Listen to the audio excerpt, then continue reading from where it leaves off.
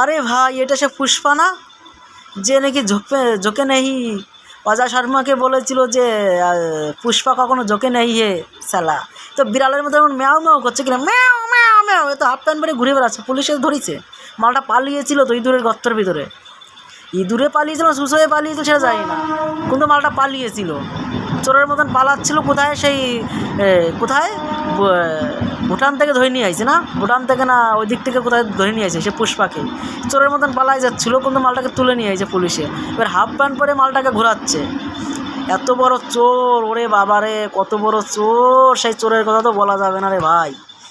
এইভাবে চুরি করেছে, মানুষকে এইভাবে ঠকিয়েছে, এইভাবে ধমকিয়েছে, চমকিয়েছে, মানুষের স্বাধীনতা হরণ করে নিয়েছে। এই সেই পুষ্পা এখন বিড়ালের মতন রাস্তাতে ম্যাও ম্যাও করছে।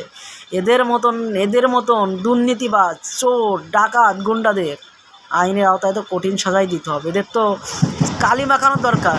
এখন বিড়ালের মতন ম্যাও ম্যাও করলে কাজ হবে পুষ্পা ভাই। বন্ধুরা ভালো থাকবে, সুস্থ থাকবে, দেখা হবে অন্য কোনো ভিডিওতে। জয় শ্রীরাম।